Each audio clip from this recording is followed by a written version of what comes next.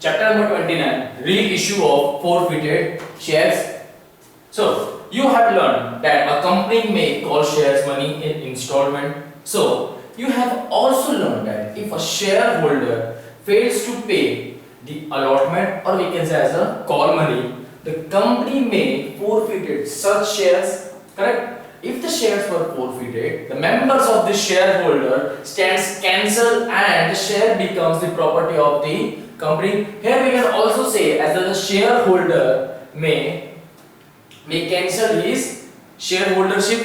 Correct, जिसका registration होता है, मेंबरशिप यहाँ पे क्या हो जाती है, शेयर होल्डर की कैंसिल कर दी जाती है। एंड जितने भी पर्टिकुलर शेयर थे, है ना, जो किसको अलॉट किए गए थे किसी मेंबर को, but due to some specific reason, किसी कारण से अगर वो नहीं दे पा रहा है, तो वो सारे शेयर्स वापस किसके हो जाएंगे, कंपनी के। Correct. Now thereafter the company has an option of selling such forfeited shares. Now यहाँ पर क्या है, कंपनी के पास एक ऑप्शन है क्या, कि भाई जितने शेयर्स थे, है ना, मैंने सपोज 200 शेयर्स किसी एक पर्सन को दिए थे, कंपनी के तौर पे मैंने दिए, बोला था कि इंस्टॉलमेंट में आपको पैसे देते जाना। स्टार्टिंग के दे दिए उन्होंने 2 इंस्टॉलमेंट, लेकिन उसके बाद के जो शेयर्स थे, पर शेयर की जो अमाउंट थी इंस्टॉलमेंट में, वो पे नहीं करी है। तो इसमें क्या होगा कि भाई जितने भी शेयर्स दिए थे वो सारे रिटर्न किसके पास आ जाएंगे, कंपनी के पास में आ जाएंगे। करेक्ट। सो कंपनी क्या करेगी, भाई पैसा तो निकलवाना है, कैसे भी, तू नहीं दे रहा तो कोई और से वो शेयर उसके पास से लेके किसी थर्ड पर्सन को बेच दिए जाएंगे। The sale of forfeited shares is called reissue of shares.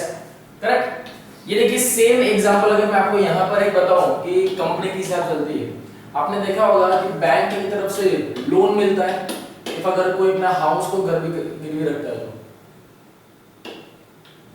है ना, अपने हाउस को गिरवी रखता है, we can say as a mortgage रखता है। सो बैंक किस बेस पे आप पैसा देती है, यहाँ पे बैंक यहाँ पे जो मनी है वो किस बेसिस पे देती है, जनरली लोग घर के दम पे इस पे पैसा उठाते हैं, तो बैंक किस बेस पे देगी कि भाई मकान के दम पे हमने आपको पैसा दे दिया ना। इफ अगर जो ओनर है ना, जो ओनर है इसने पैसा तो ले लिया है, बट जो स्पेसिफिक टाइम पीरियड था, है ना, जो टाइम पीरियड है कि भाई इतने पर्टिकुलर टाइम पीरियड में आपको सर्टेन अमाउंट दे देंगे, कहीं अगर वो नहीं दिया जा रहा है, तब क्या हो जाएगा कि बैंक के अंदर इनकी जो प्रोफाइल है उसके अंदर ड्यूज बढ़ते जाएंगे, क्योंकि भाई एक सर्टेन अमाउंट जो है वो नहीं दे पा रहे। तो उस पर्टिकुलर टाइम पे क्या होगा, एक टाइम आ जाएगा जब बैंक इनका जो घर है इसके क्या कर लेगी, अपने कब्जे में कर लेगी, बराबर, कि बोले जब आप पैसे नहीं दे पा रहे तो बात ही खत्म हो गई, या तो पैसे दो या तो घर लेकर चले जाओ, एक ही ऑप्शन दे दिया। वो बोलेगा भाई मेरे पास तो पैसे नहीं है, आप घर ले लो। तो बैंक के लिए ये घर क्या हो गया, पैसा जनरेट हो गया एकदम से नहीं, उनके पास एक एसेट आ गई है। इस टाइम पे वो क्या बोल सकते हैं, उनके पास एसेट है, और एसेट का मतलब हम क्या बोलते हैं कि ऐसी चीज जिसे हम सेल करेंगे तो रिटर्न में हमें कैश मिल सकता है।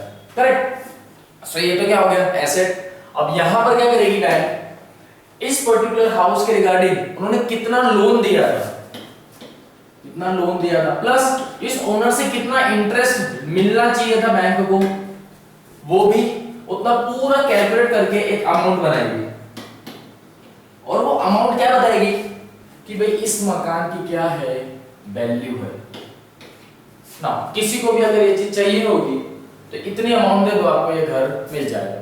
जनरली अगर ऐसा हो कि सर ये चीज कब देखने मिलती है, तो देखना at the end of accounting year में भी देखना, फेब में आएगा या क्वार्टरली बेसिस पे भी चलता है ये चीज, डिपेंड करता है बैंक के रिगार्डिंग कि बैंक किस तरीके से अपने मॉर्गेज को रिलीज करती है।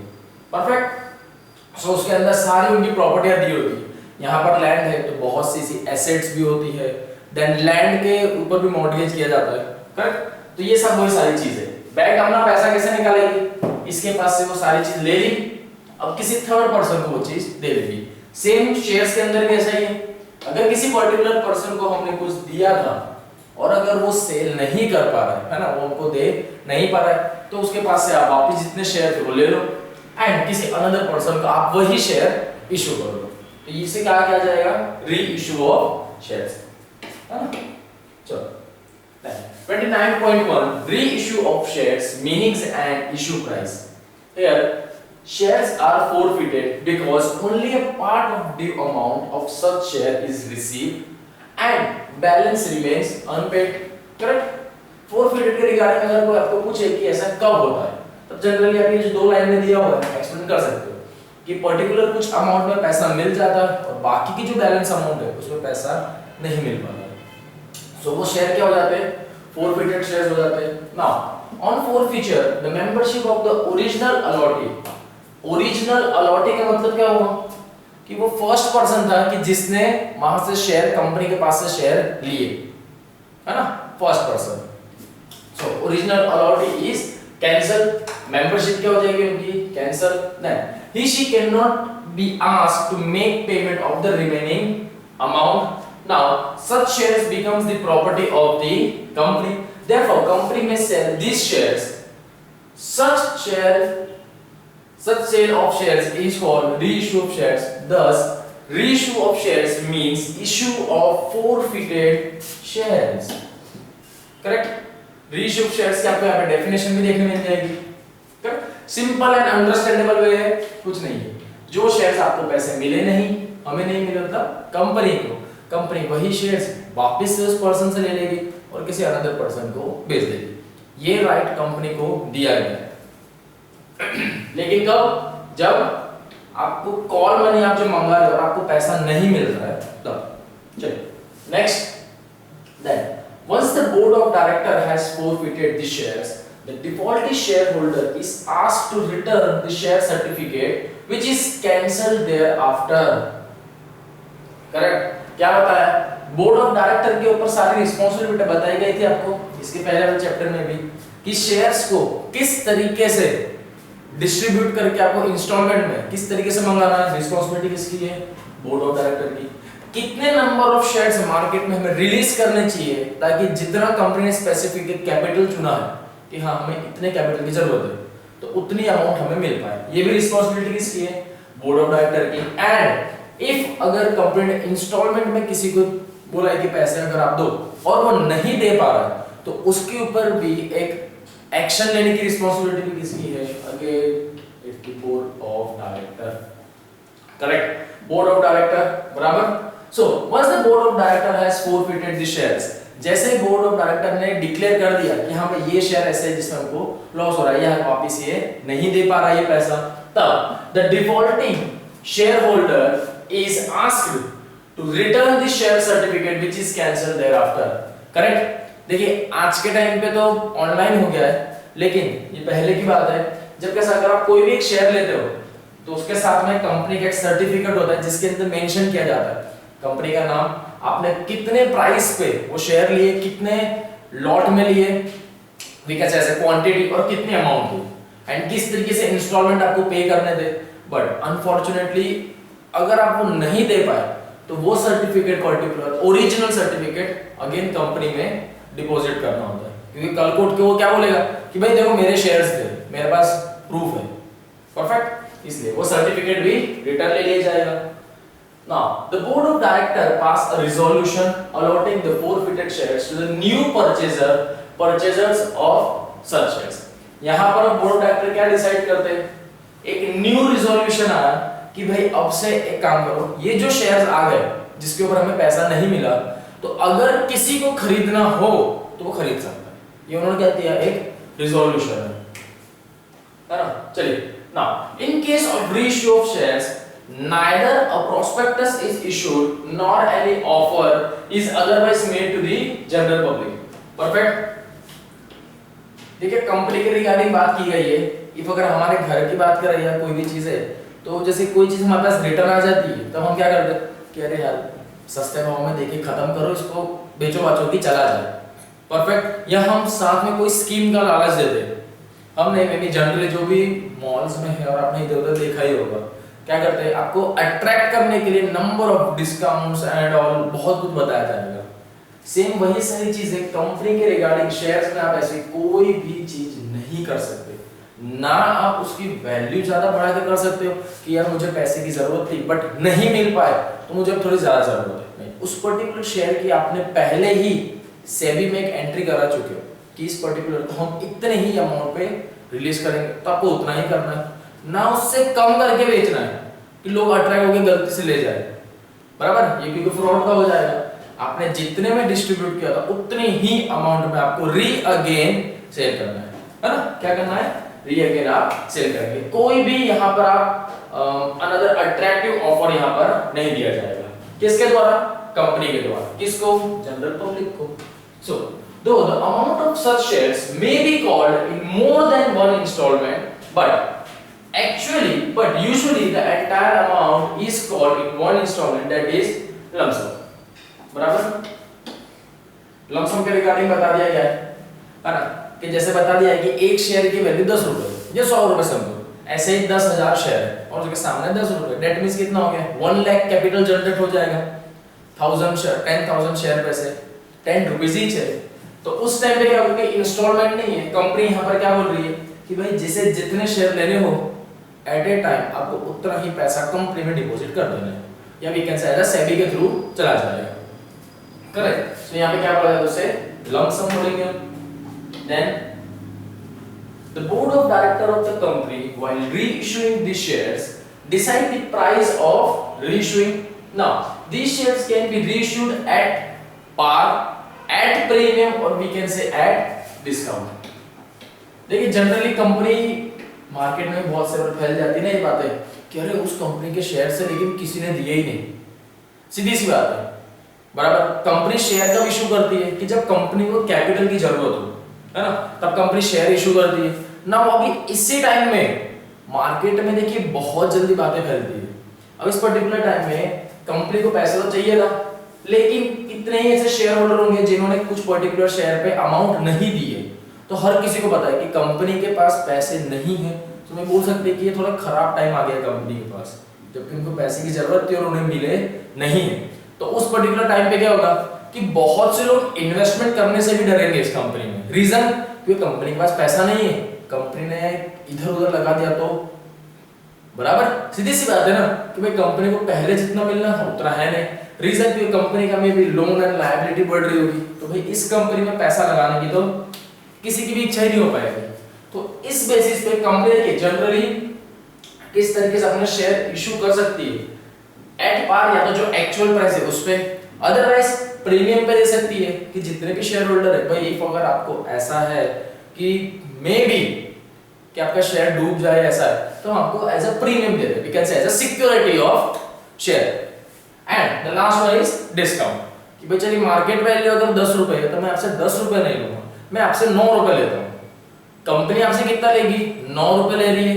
शेयर की कीमत क्या है? 10 रुपए, ताकि कल को अगर कंपनी को लॉस भी हो जाए, है ना, तब भी आपने तो कितना दिया था? 9 रुपए दिए थे एक शेयर के पीछे। एक्चुअल शेयर की प्राइस क्या थी? 10 रुपीज। तो आप किसी और को वो शेयर जब ट्रांसफर भी करोगे ना, तो ऑलरेडी आपका गेन 1 रुपीज का तो मिल ही जाएगा, बराबर। ये कंपनी इस तरीके से दे सकती है। Then generally these shares are reissued at discount. Generally जब भी रीइश्यू की बात आती है, जब भी रीइश्यू ऑफ शेयर्स की बात आती है, तो ज्यादातर देखना, मुझे आप लोग बताओ कि किस तरीके से अट्रैक्ट होगी। क्या कहीं पर फिक्स्ड रेट लिखा हुआ है वहां पर, या कहीं पर 70% ऑफ, 30% ऑफ, या डिस्काउंट अवेलेबल, वहां पर जाओगे। अट्रैक्ट कहां पर होगा? फिक्स रेट पे तो नहीं होगा। परफेक्ट, सीधी सी बात है। जहां पर ऑफ लिखा हो, 70% ऑफ, 50% ऑफ, अप टू 50%, और we can say as and the discount, clear, तो वहां पर अट्रैक्शन आता है। सेम कंपनी की शेयर के रिगार्डिंग डिस्काउंट देती है, कब? रीइश्यू के टाइम पे। Now, at a price which is less than its nominal value, nominal value we can say as the face value, or we can say as the actual value of the share. Then, the amount of discount allowed at the time of reissued in no case should be more than the amount forfeited on such shares. Then, now here the question arises, at what price the forfeited shares can be reissued? Correct. यहां पर एक question क्या है कि यार देखो, जो भी एक प्राइस थी पर्टिकुलर उस टाइम पे उस शेयर की, लेकिन जब उससे पैसा नहीं मिल पाया, तो अब कंपनी कितने पर, है ना, या तो अब कंपनी वापस उस शेयर को रीइश्यू कर रही है, मार्केट में लेके आ रही है, तो अब प्राइस क्या रखेगी? क्या उतना ही प्राइस रखेगी, या उससे ज्यादा रखेगी या उससे कम रख देगी एक्चुअल से। सो ये क्वेश्चन आता है कि क्या प्राइस क्या होगी, क्योंकि सारी चीजें डिपेंड करेगी कंपनी के एक शेयर के प्राइस के ऊपर कि लोग इन्वेस्टमेंट करेंगे नहीं करेंगे, ठीक है, ये सारी चीज। Now there is no limit of the price at which it can be reissued if the price is more than the price of issued at the time of the forfeited। समझो आप इसे, there is no limit of the price at which it can be reissued if price charged is more than the price of issued at the time of the forfeited। कोई limit नहीं है, that means limitless, company चाहे तो price बढ़ा के भी लिख सकती है। And the next one, but आगे समझना, but then there is a limit below, एक लिमिट भी है below which price cannot be charged, or we can say that there is a minimum price below which the company cannot reissue its forfeited shares। Company की एक इसमें एक चीज बताइए कि कंपनी कितनी भी प्राइस रख सकती है, साथ ही साथ नेक्स्ट लाइन में अगर दे दिया गया है कि कंपनी इतनी भी प्राइस नहीं बढ़ा सकती जितने की उसने शेयर पहले इशू किए थे। और देखिए ये सारी चीजें यहाँ पर आपको कोई फिक्स डेटा नहीं मिलेगा। रीजन, क्योंकि हर कंपनी के अपने अपने कैपिटल जनरेट करना होता है, नंबर ऑफ शेयर्स होते हैं और हर एक शेयर के ऊपर उनकी प्राइसेस अलग होती है। अरे ये चीज अगर आपको देखनी हो तो आप जनरली देख सकते हो, कोई भी स्टॉक मार्केट के अंदर आप शेयर मार्केट कोई भी कंपनी एंटर करो, है ना, जो स्टॉक मार्केट शेयर मार्केट में हो उसके अंदर देखो जॉइंट स्टॉक कंपनी होनी चाहिए, उसके अंदर देखो हर एक कंपनी का अपना एक शेयर वैल्यू की प्राइस है। यहाँ पर हम नो डाउट 10 रुपए 15 रुपए 20 रुपए 50 100 ऐसे देखते हैं, लेकिन जनरली इस तरीके से तो बहुत रेयर केस में देखने मिलेगा। कुछ भी एक नंबर होता है 31 33 37 26 50 0.7 पैसा नंबर ऑफ टाइप के शेयर होते हैं। तो ये सारी चीजें में अगर कहा जाए तो उनके आर्टिकल ऑफ एसोसिएशन के अंदर लिखा होगा, और वी कैन से ऐसा मेमोरेंडम ऑफ एसोसिएशन में भी लिखा होगा कि किस तरीके से इसका डॉक्यूमेंटेशन किया जाए and re issue of shares के रिगार्डिंग किस तरीके रूल्स एंड रेगुलेशन होंगे वो आर्टिकल ऑफ एसोसिएशन में होगा, किसके, कंपनी की। Now we can look at it from another angle. Now that is the company cannot give discount more than particular amount while reissuing the forfeited shares। that means company यहाँ पर ऐसा नहीं कर सकती कि 10 रुपए का शेयर है तो 50% डिस्काउंट पे दे दिया है, जरूरत से ज्यादा नहीं।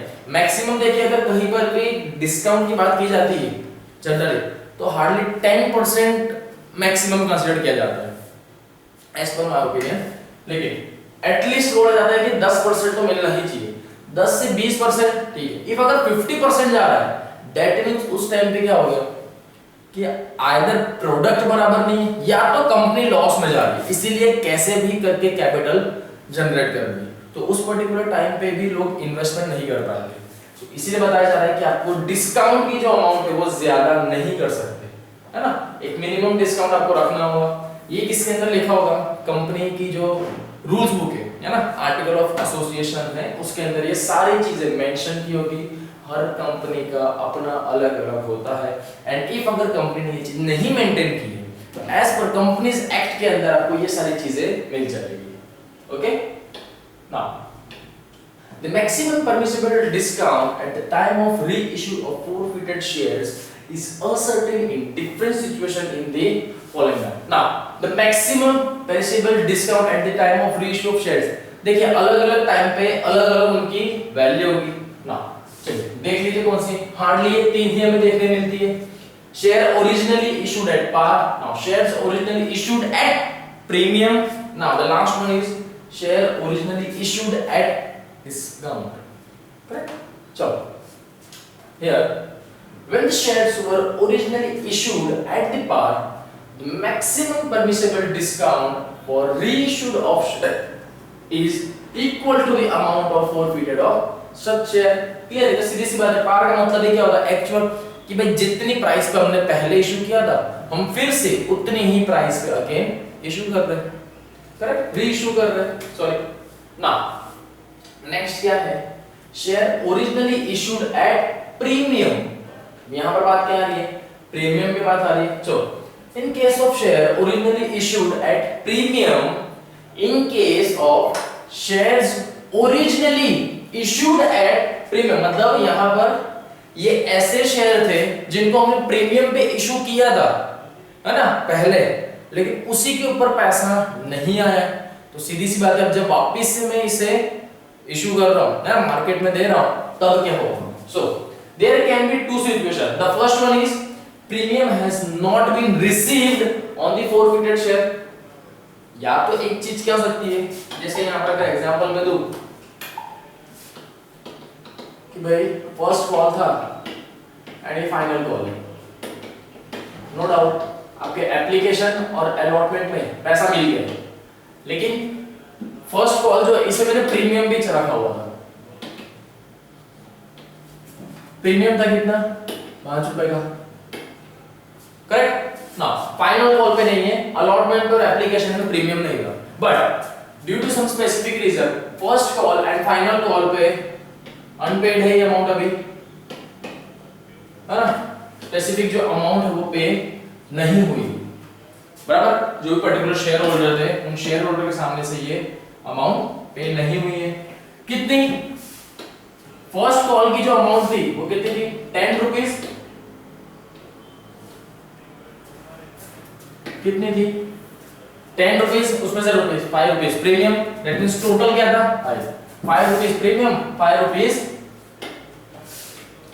फर्स्ट कॉल की अमाउंट, करेक्ट। तो ऐसे टाइम पे देखिए ना आपको यहाँ पे प्रीमियम मिला है ना ही आपको शेयर की amount. So premium has not been received on the share forfeited. Next premium has been received on such share. Next कौन सा हो गया कि इसी में से अगर समझो कि यहां पर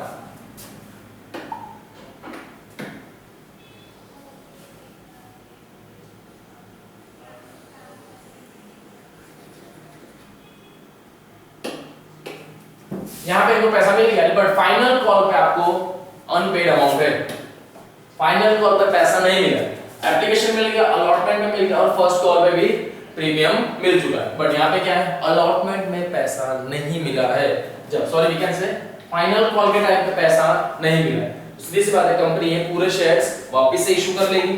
तो दो सिनेरियो दिए हैं, या तो प्रीमियम दिया था उस पे नहीं मिला है, या तो प्रीमियम दिया, प्रीमियम पे शेयर उठाया था उस पे पैसा मिल चुका है, करेक्ट। फर्स्ट है जिसपे प्रीमियम पे इशू किया था बट पैसा उसमें नहीं मिला।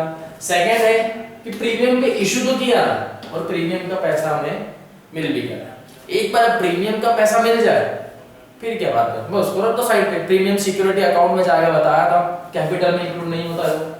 So the amount forfeited is the amount that has been received including the amount of premium.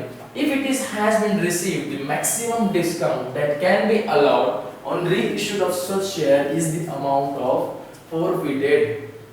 क्या बताया जा रहा है कि जनरली अगर आप प्रीमियम पे शेयर इशू करते हो तो सीधी सी बात है आपको सिक्योरिटी प्रीमियम में आपका पैसा चला जाएगा। आपने सिक्योरिटी और प्रीमियम के लिए किस रखा था कि भाई आपके शेयर्स के रिगार्डिंग, सिक्योरिटी प्रीमियम किसकी तरफ से दिया जाता है, कंपनी की तरफ से, कि कल को अगर कंपनी बंद भी हो जाती है तो भाई हमने आपसे एडिशनल सिक्योरिटी अमाउंट ली थी। दैट मींस आपने जितने पे शेयर इशू किया था, कंपनी की जितनी वैल्यू थी उस टाइम पे शेयर की, एट दैट कंपनी अगर डूब भी जाएगी स्टिल हमें आपको आपका पैसा उतना रिटर्न करना ही होगा। व्हाई?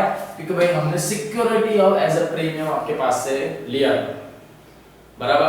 सीधी सी बात है। अब यहाँ पर कंपनी तो बराबर है लेकिन शेयर होल्डर ने पैसा नहीं दिया है, तो उस पर्टिकुलर टाइम में क्या होगा कि जब कंपनी के पास अभी समझो जैसे 200 शेयर थे, कितने 200 शेयर्स थे जिसके ऊपर पैसा मिले ही नहीं कंपनी को, है ना, फाइनल कॉल पे, सॉरी वीकेंड से, हाँ फाइनल कॉल पे पैसा नहीं मिला, कंपनी वापस क्या करेगी, पूरे शेयर वापस ले लेगी। कब? शेयर होल्डर को एटलीस्ट 14 डेज की एक बोलते ना मोहलत दी जाएगी, है ना, कि चलिए इतना टाइम पीरियड आपको दे दिया, किसके द्वारा, बोर्ड ऑफ डायरेक्टर के द्वारा 14 डेज का, एटलीस्ट 14 डेज का टाइमिंग दिया जाता है कि इस पर्टिकुलर टाइम पे आप दे सकते हो तो दे दो, अदरवाइज यही शेयर कंपनी वापस अपने पास ले लेगी। ओके, सो कंपनी के पास सिक्योरिटी प्रीमियम अमाउंट तो है, कंपनी ये चीज वापस रिटर्न नहीं करेगी भाई, ये आपकी गलती की वजह से कंपनी लॉस नहीं लेगी। शेयर होल्डर को कंपनी ने क्यों क्यों दिया था कि भाई एक भरोसा था कि हाँ कम शेयर होल्डर कंपनी वालों को वापस से पैसा देंगे, बराबर। यहाँ पर शेयर होल्डर ने एकदम हाथ ऊंचे कर दिए कि भाई पैसे तो नहीं है, तो लॉस कंपनी बेयर नहीं करेगी कि भाई अब मुझे आपको पैसे देने होंगे, कैंसर। जितने पैसे उन लोगों ने एप्लीकेशन अलॉटमेंट फर्स्ट कॉल पे दिए वो कंपनी के पास ही रहेंगे, बराबर। क्योंकि आपको एटलीस्ट जिस टाइम पे बोला था देने को आपने नहीं दिया। सेम मैंने बताया बैंक के रिगार्डिंग, नो डाउट जो भी मिस्टर एक्स होगा उसने इंस्टॉलमेंट तो पे करी होगी, बट एक स्पेसिफिक एक टाइम आ गया कि जहां पर वो इंस्टॉलमेंट नहीं दे पा रहा है, तो जो चीज उसने मॉर्गेज करी थी वो चीज बैंक के पास चली गई। तब वो ये नहीं बोल सकता है कि सर आपने मेरा मकान तो ले लिया, तो अभी तक का मैंने जितने इंस्टॉलमेंट पहले भरे थे उसके पैसे वापस कर दो। बोलेंगे कुछ नहीं होगा, जाओ आगे, बराबर। सेम वैसा ही है। सो अब कंपनी को यहाँ पर suppose 10 rupees, sorry we can say as 20 rupees के शेयर थे टोटल, है ना। प्राइस ईच की प्राइस क्या थी, 20 रुपीज थी यहाँ पे। तो उस टाइम पे अगर कंपनी को डिस्काउंट में भी इशू करना हो, क्या करना हो, डिस्काउंट में इशू करना हो, तो कंपनी इजीली कर सकती है। किस बेसिस पे इजीली डिस्काउंट में दे सकती है, क्योंकि कंपनी ने अगर बोलू तो कितना 5 रुपीज था ना, 5 रुपीज एडिशनल किसके लिए थे, प्रीमियम के लिए थे। दैट मींस 200 शेयर, मतलब कितना होगा भाई 1000 रुपीज कंपनी के पास किसके है, एडिशनल पैसे जो एज अ सिक्योरिटी के तौर पे दिए थे। बट सामने वाले तो अब चले गए क्योंकि जिनको शेयर दिए थे उन्होंने पैसे दिए ही नहीं, बराबर। प्रीमियम का मिल गया था लेकिन बाकी के अमाउंट को नहीं दे पाए तो रिटर्न आ गए। सो कंपनी इसी प्रीमियम को सेट ऑफ करने के चक्कर में क्या कर सकती है, कंपनी 200 शेयर्स पे करेगी, डिस्काउंट इशू कर देगी। देखिए सीधी सी बात है, कोई भी डिस्काउंट हमारे लिए बेनिफिशियल है बट कंपनी के लिए क्या है, वो लॉस है ना। तो कंपनी अपना कैसे सेट ऑफ करेगी, उस टाइम पे कंपनी का जितना भी डिस्काउंट दे रही है, जो भी अमाउंट आएगी वो कंपनी अपने अमाउंट किससे सेट ऑफ कर देगी, सिक्योरिटी प्रीमियम में से, बराबर। क्योंकि ये तो पहले के हो गए जिन्होंने नहीं दिए, बात ही खत्म, उन्होंने दिए नहीं, वापस उनको देने की जरूरत भी नहीं है। ये चीज सिक्योरिटी डिस्काउंट में से कंपनी सेट ऑफ कर देगी। सपोज अगर 200 शेयर के ऊपर है ना, 200 शेयर के ऊपर कंपनी 1000 रुपीस का भी डिस्काउंट देती है, तो उसको 1000 रुपीस यहाँ से तो क्लियर ही हो गए। इफ अगर यहाँ पे प्रीमियम पे बात हुई हो तो, और जब प्रीमियम पे बात नहीं हुई है तब तो सीधी सी बात है कंपनी अपनी मर्जी से एडिशनल डिस्काउंट दे दी जो सेट ऑफ नहीं हो पाएगा, बराबर। नेक्स्ट आ जाओ, share originally issued eight there discount. In this case, the actual amount received becomes the forfeited amount. Now, but the maximum perishable discount on reissue of shares will be equal to the amount of forfeited plus the amount of discount initially allowed of these shares at the time of originally issued. Originally issued अगर discount में हुआ था तो उस particular time पे आपको जितनी amount दी गई थी उसी अमाउंट पे हम अगेन रिलीज करते हैं, क्योंकि डिस्काउंट के ऊपर वापस एक डिस्काउंट दोगे तो कंपनी को डबल लॉस क्रिएट हो जाएगा, है ना। देन स्टिल ये डिपेंड करता है फिर कंपनियों पे कि कंपनी किस तरीके से इशू करती है शेयर्स, करेक्ट।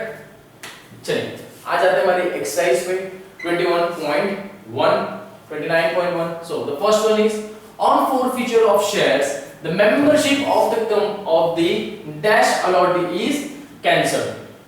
चलिए कौन सा देगा यहाँ पे,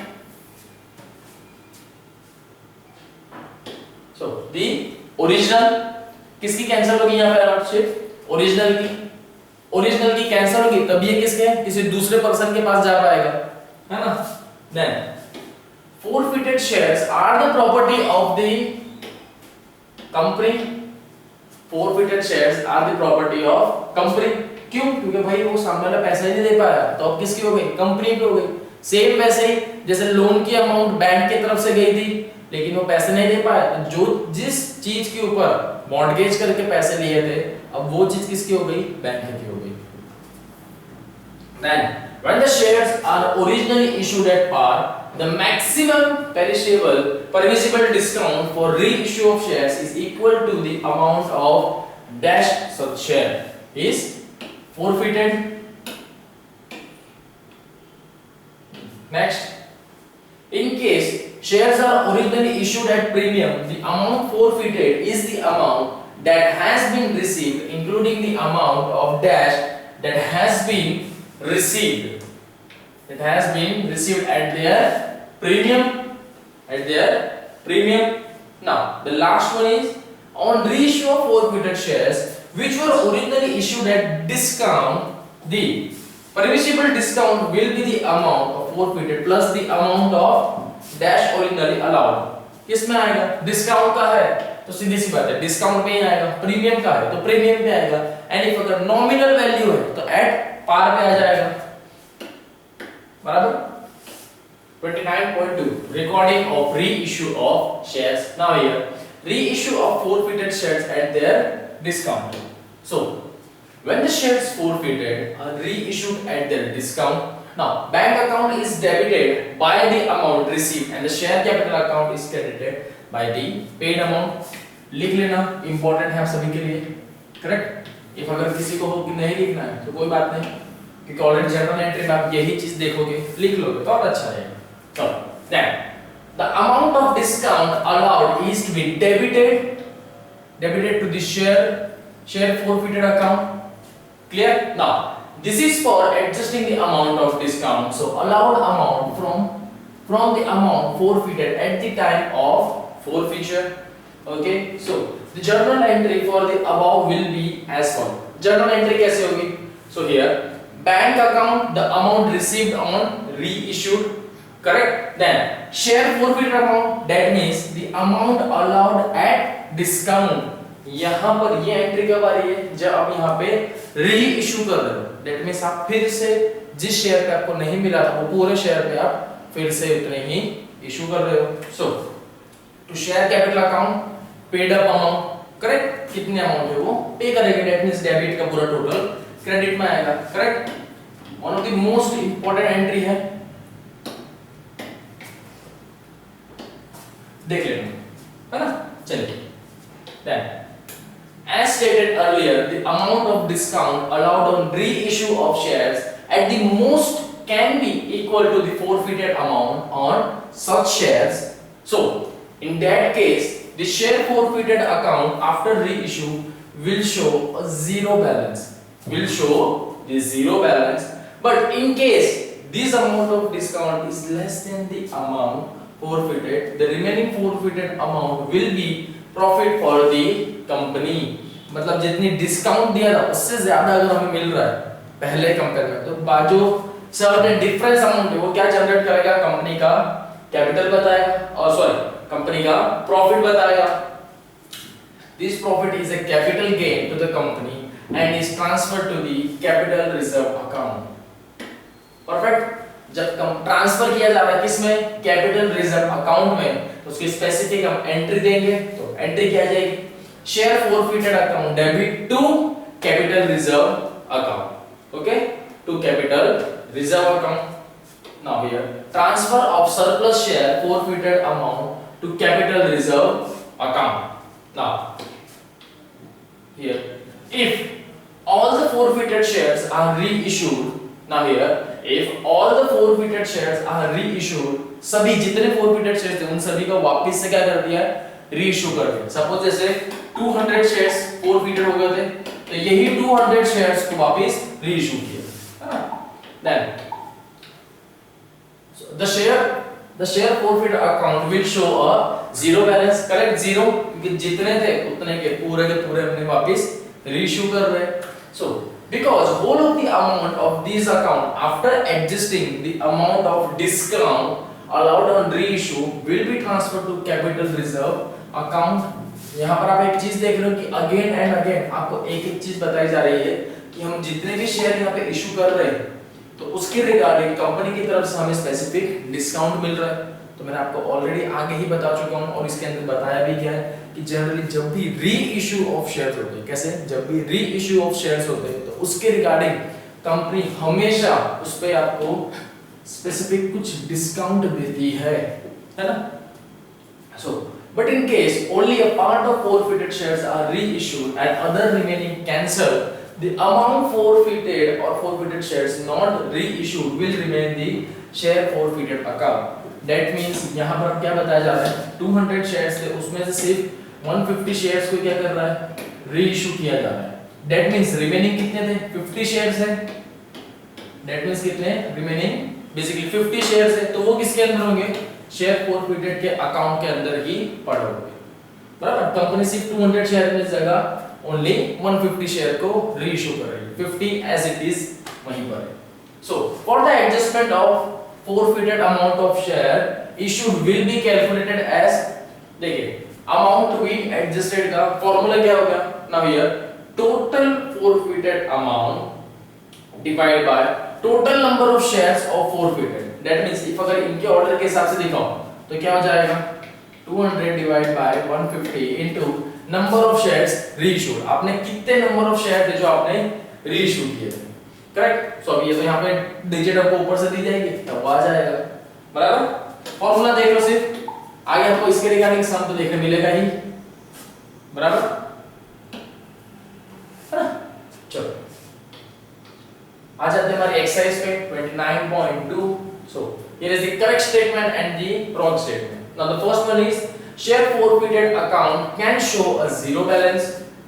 क्या दिखा सकता है, बिल्कुल दिखा जरूर सकता है, बट कब होगा कि जब फॉरफिटेड के अंदर जितने शेयर्स थे हम उतने सभी शेयर्स को अगर री इशू कर लेते हैं, है ना, री इशू में कर देते हैं, तब जाके क्या हो जाएगा, जीरो बैलेंस होगा, करेक्ट। दैट मींस करेक्ट है।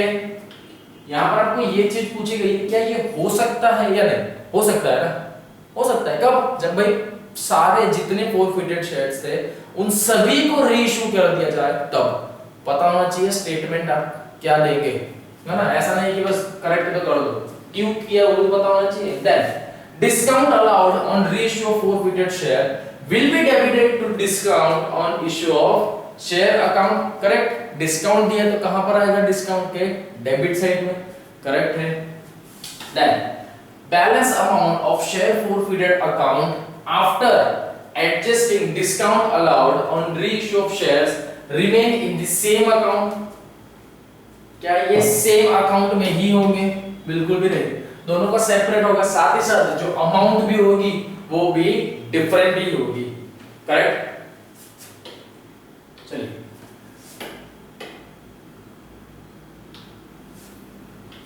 Now next 29.3 accounting treatment of reissue of forfeited shares.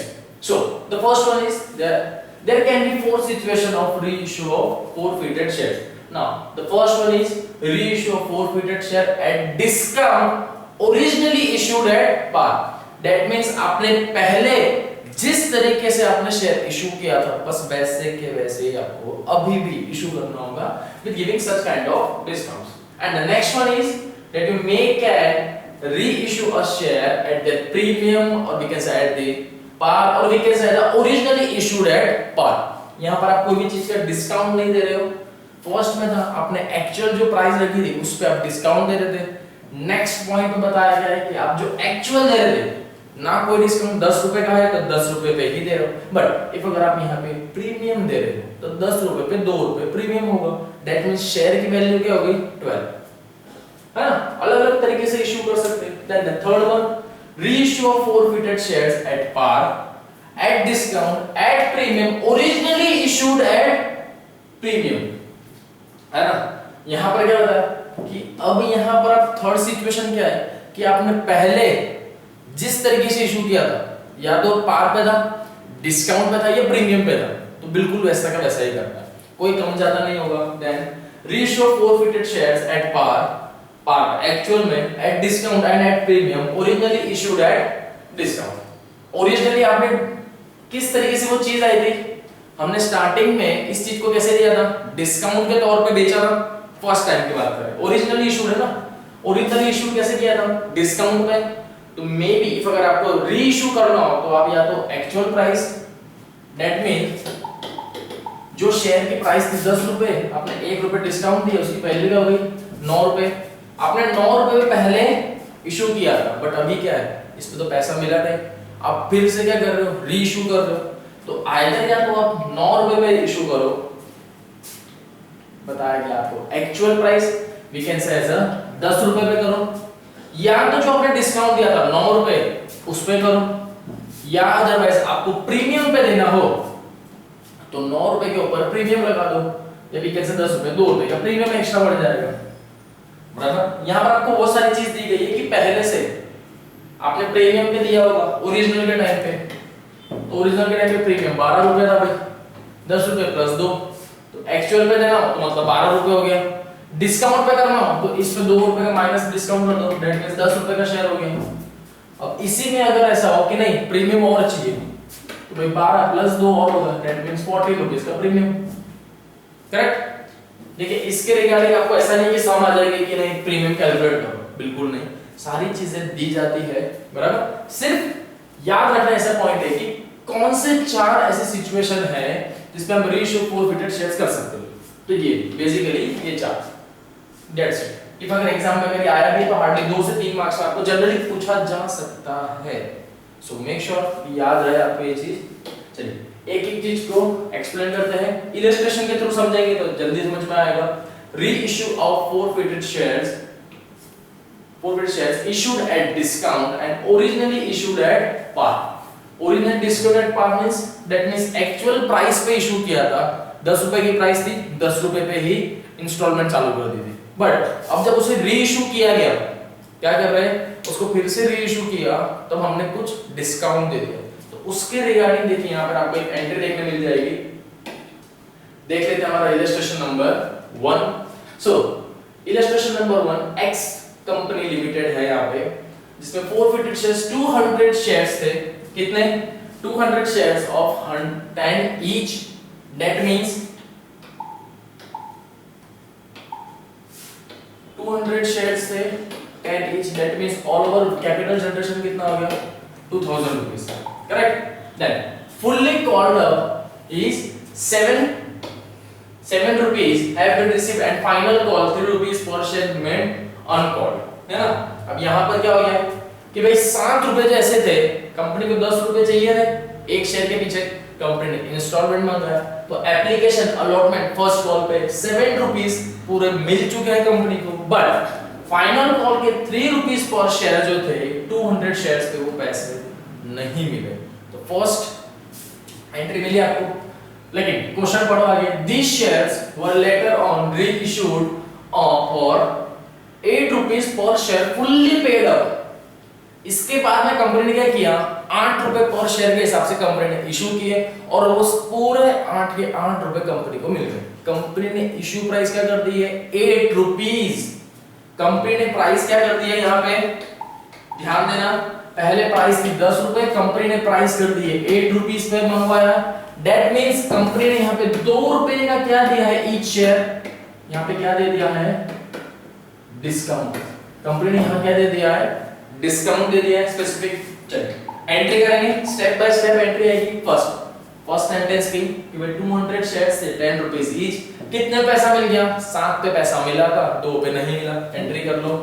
Share capital account debit 2000, है ना, 2000 कैसे आया, चाहो तो इस तरह से लिख के बता सकते हो आप लोग, है ना, 200 into 10। नाउ शेयर फॉरफिटेड कितने अमाउंट मिल गई थी 7 रुपए मिल चुके थे, that means 200 into 7, correct. Then to share final call कितने नहीं मिले 200 into 3, बराबर। Forfeited of 200 shares of ₹10 each payable to non payment of final call of ₹3 per share, return जाएंगे ये। देन नेक्स्ट क्या बताया गया, कंपनी ने 8 रुपए पर शेयर के हिसाब से इशू किए थे शेयर, बराबर।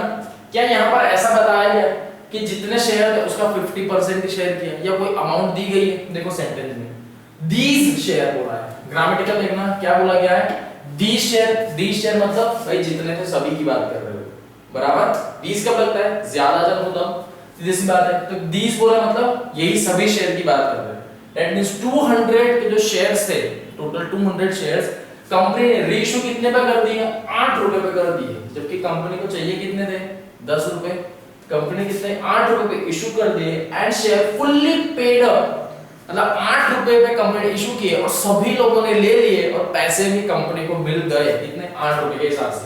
सो एंट्री क्या आ जाएगी, कंपनी को पैसे मिल गए भाई। तो फर्स्ट बैंक अकाउंट 1600 किस तरीके से आया, 200 शेयर्स थे, 8 रुपए के हिसाब से डिस्ट्रीब्यूट करें, ये मिल गए। तो भाई 10 रुपए का था शेयर, तो एक प्राइस थी 10 रुपए, कंपनी 8 पे दिया, 2 रुपए का क्या मिल गया था, discount.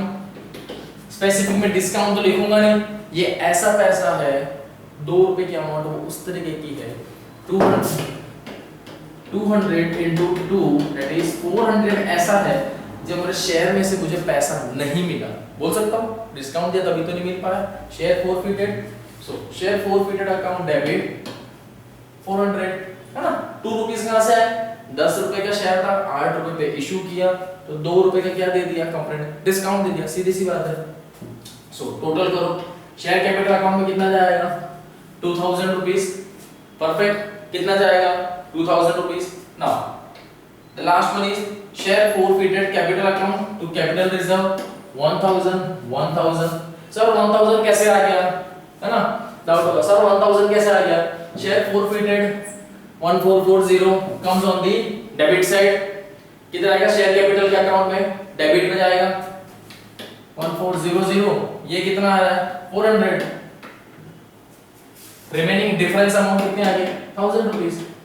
So share forfeited account debit 1000 to share capital reserve 1000, here the balance amount of share forfeited account transferred to capital reserve account, perfect है ना, short simple and easy understanding way है ना, और कुछ भी नहीं है इस चैप्टर में।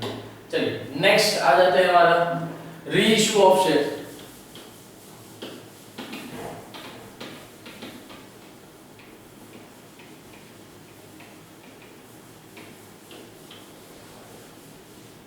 So reissue of forfeited shares at premium and at par, originally issued at par।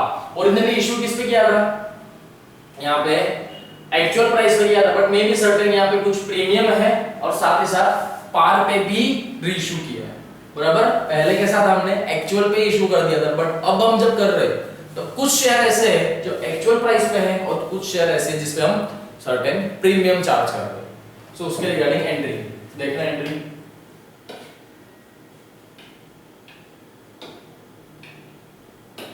so the first one is now here, in this case the whole of the amount that has been credited to share forfeited account is transferred to the capital reserve on reissue of such shares। चलिए entry पढ़ लीजिए, illustration number 2। Generally आपको देखने मिल जाएगा 3 से 4 marks में आपका सम आता है। सो Y लिमिटेड forfeited 400 shares, कितने थे भाई 400 shares थे, forfeited बता दिया गया, हर एक की प्राइस एक्चुअल प्राइस मतलब यहाँ पता चल जाएगी आपको, एक्चुअल प्राइस क्या थी 20 रुपीस ईच थी। Now on which 15 per share have been received and balance remain due but unpaid, है ना। कितने शेयर्स थे भाई, जल्दी बता दो मेरे को, कितने शेयर पे पैसा कंपनी को मिल गया, कितने शेयर्स पे कंपनी को यहाँ पे पैसा मिला है, कितने मिल गया भाई 20 रुपए का रखे थे कंपनी ने, कंपनी ने कितने 20 रुपए के हिसाब से, that means 8000 share, but company को पैसा कितना मिला, सिर्फ कंपनी को यहाँ पे पैसा कितना जनरेट हुआ है, सिर्फ 6000 रुपए का ही, बाकी का जो 400 पैसा था, है ना, दैट मींस 2000, ये कैसा है अनपेड है, ये क्या है रिसीव्ड, और ये टोटल कैपिटल अमाउंट होती अगर मिलती तो, है ना, 400 into 15 6000 into received, परफेक्ट। 400 ये कौन सी है जो अमाउंट नहीं मिली, अनपेड है। Now these shares were reissued, जितने पे नहीं मिला उन सभी शेयरों का करेंगे वापस रीइश्यू करा। तो यहाँ पर आपको 2 सिनेरियो दिए गए, यहाँ पर क्या है आपको 2 सिनेरियो दिए गए कि या तो एक्चुअल में भी दिया और एक वही सभी शेयर को प्रीमियम पे बताया गया, बराबर। एक सिक्के के 2 फेस होते हैं ना, वैसे 2 सिनेरियो दिए, तो आपको स्पेसिफिकली इन दोनों के रिगार्डिंग एंट्री देनी होगी। जैसे फर्स्ट क्या बोला गया है कि at rate 20 rupees per share at par, that means actual जितना था कितना था 20 रुपए के हिसाब से उसकी एंट्री पास आउट कर दो, दैट्स इट, और कुछ नहीं, बराबर। नेक्स्ट क्या है at rate of 24 rupees per premium. भाई प्रीमियम के भी इसके ऊपर चार्ज लगाए हुए उन्होंने। प्रीमियम मतलब कितना हो गया, 4 रुपीज में गिन लो प्रीमियम, 20 रुपीज तो था, 24 है, डेट मींस 4 रुपए क्या हो गया प्रीमियम की अमाउंट, है ना। चलिए तो स्टेप बाय स्टेप एंट्री करेंगे। फर्स्ट वाले की अभी ए पोर्शन वाले की हम यहाँ पे एंट्री कर देते हैं at the rate of 20 rupees per share at par.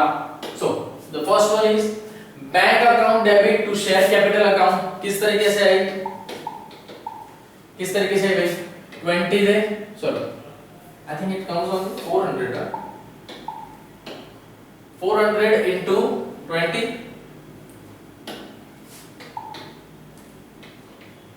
400 into 20।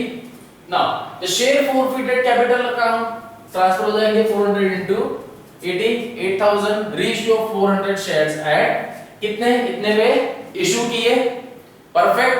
Company ने कितने पे इशू किए, इतने पे ही किए थे, ये उनका क्लियर हो गया। नेक्स्ट हमारी स्टेप क्या होती है कि भाई स्पेसिफिक जो अमाउंट थी कितने थे, 15000 थे, 15000 कैसे वाले, balance amount of share forfeited account. किस तरीके से बताया था अभी, 6000 रुपीज, करेक्ट। ये वो अमाउंट है ना जो कंपनी रिजर्व में ट्रांसफर कर दी, क्योंकि इतने के ऊपर पैसा तो हमें मिल चुका था, बराबर 15 आपको पैसा तो मिल गया था ना। ये कंपनी ने क्या करे, री इशू फिर से किए हुए। ये उन लोगों के पैसे हैं जिन्होंने दे दिए थे उसके बाद नहीं दे पाए। तो सीधी सी बात है कि भाई 15 रुपए पर शेयर, 400 शेयर थे, दैट मींस 6000 अमाउंट कंपनी के पास ही रहेगी। इसलिए कंपनी उसे कहां ट्रांसफर कर रही है, कैपिटल रिजर्व अकाउंट में ट्रांसफर। ऐसा नहीं है कि उन्होंने पैसे देने भूल गए या नहीं दे पा रहे तो उनके बाकी के पैसे भी उनको वापस करो, भाई गए पैसे, ठीक है। चलिए नेक्स्ट आ जाओ। अब नेक्स्ट कौन सा है, B portion at the rate of 24। Value क्या थी 20 और ये 24 मतलब 4 रुपए प्रीमियम की अमाउंट है, तो प्रीमियम की भी आप एंट्री दोगे स्पेसिफिक यहाँ पे, करेक्ट। सो एंट्री क्या हो जाएगी, 400 into 24, 9600 to security premium, premium reserve again 400 into 4, 1600, correct, and 400 into 20, that is 8000, perfect. इसके लिए भी अगर कुछ स्टेटमेंट दिया नहीं है तो वही होगा 15 रुपीस पर शेयर, 400 हमको मिले थे, वो हम कहाँ ट्रांसफर करेंगे, रिजर्व में। आपको एग्जाम में भी और हर एक क्वेश्चन में जब जब रीइश्यू का पॉइंट होगा आपको स्पेसिफिकली बता दिया जाएगा कि कितने ऐसे शेयर थे जिसमें पैसा मिल गया है। बता रहे तो उसे कैपिटल रिजर्व में कंपलसरी ट्रांसफर करना है, नहीं बता रहे तो बनाने की जरूरत ही नहीं है, बराबर।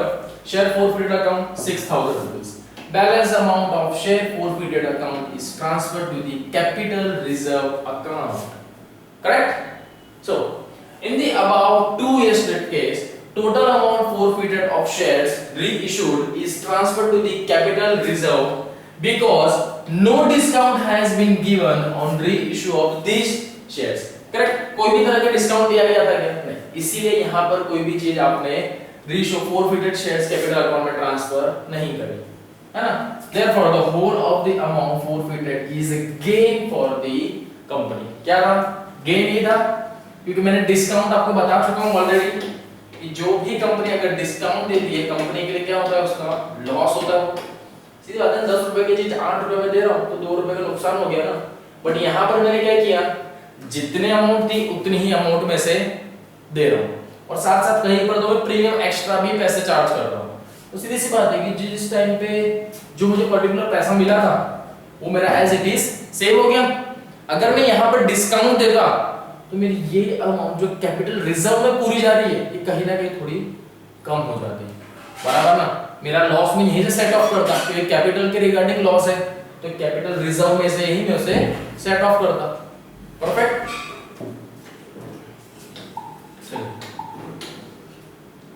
Then come to the next, reissue of forfeited shares at par, at discount, at premium, or we can say originally issued at premium।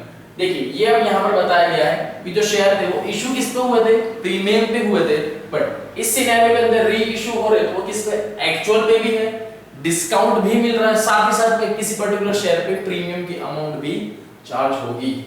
So if the shares were originally issued at premium, it is not necessary that their reissue after forfeited is to be at premium.